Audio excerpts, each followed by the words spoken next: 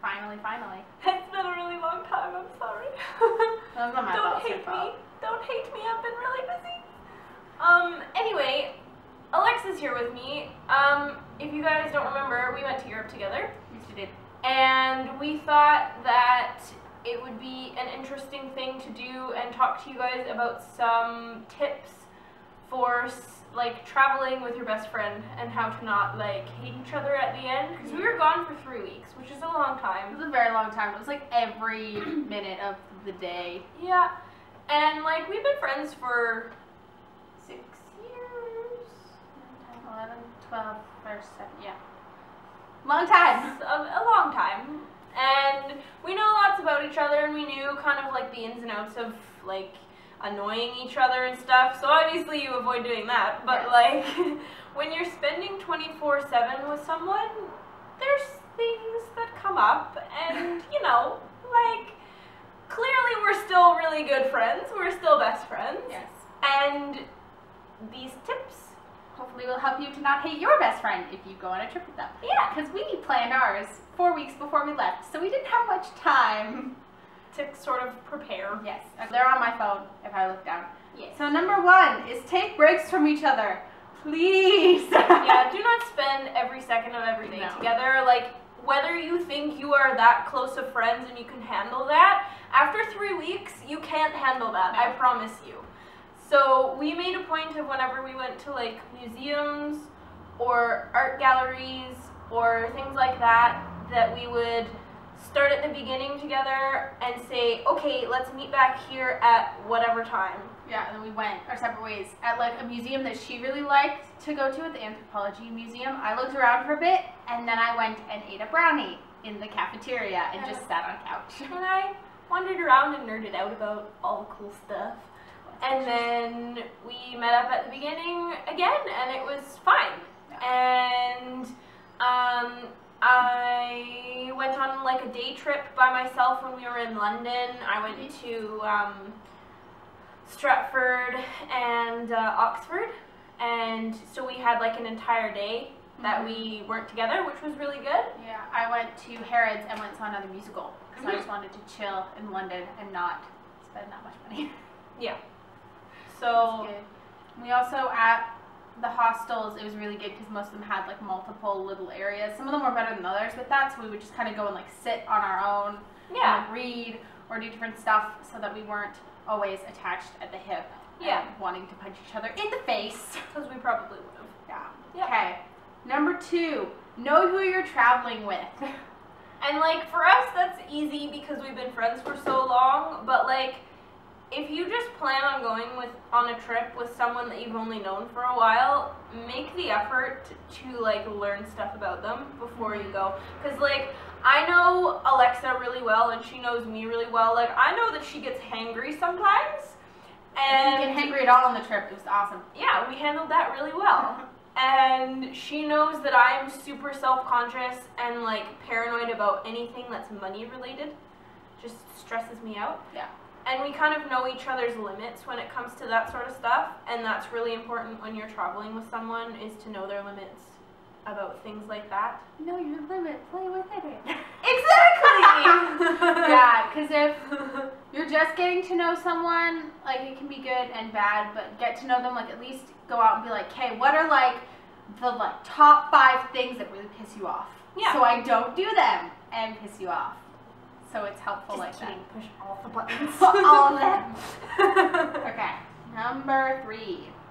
Be diligent about what you want to do. So before you leave, talk, say, I want to do this. I don't care what else we do in that city, but I want to do this. We were really good at that, and we picked like 1 or 2 things that we wanted to do in each place before we left and pre-booked them.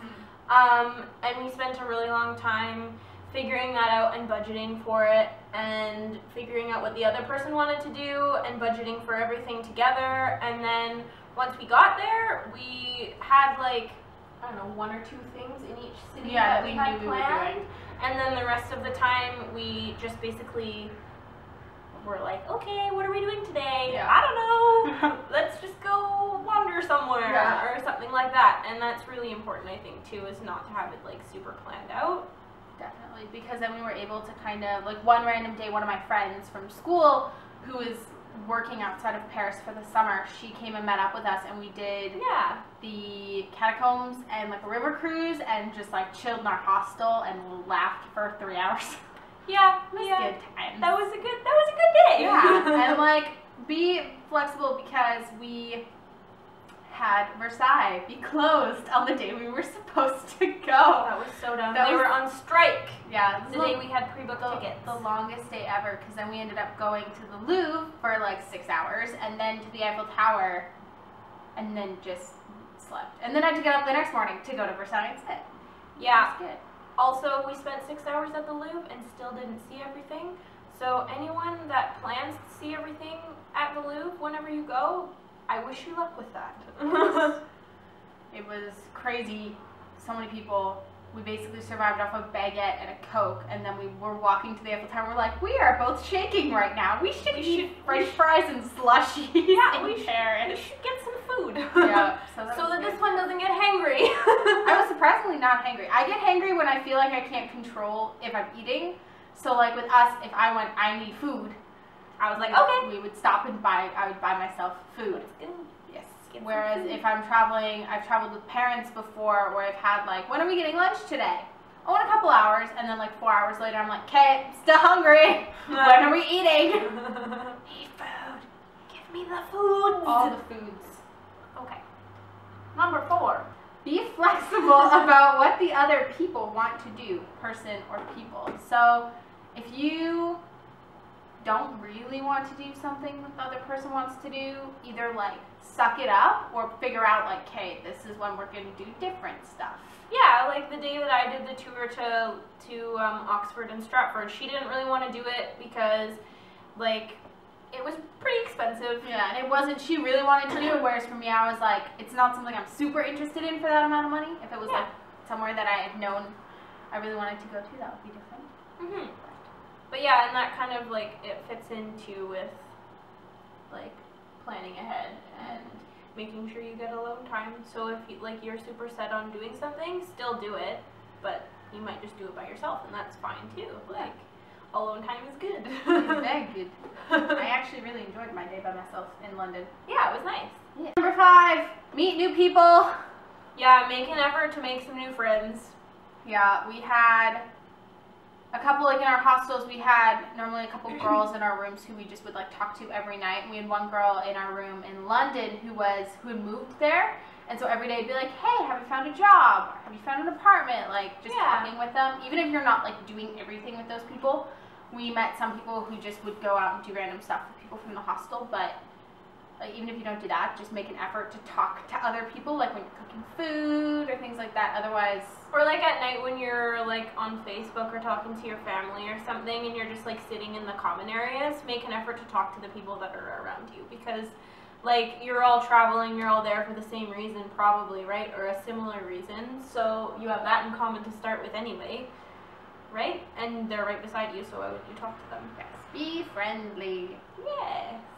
So I hope this helps any of you that are planning on traveling with any of your friends in the near future or the far future, or whenever you plan on doing that. Mm-hmm. If you have any more questions for us, feel free to leave them in the comments, and we will do our best to answer them helpfully. Helpfully, that's a word. We're in university. I just made a word. Nobody judge me.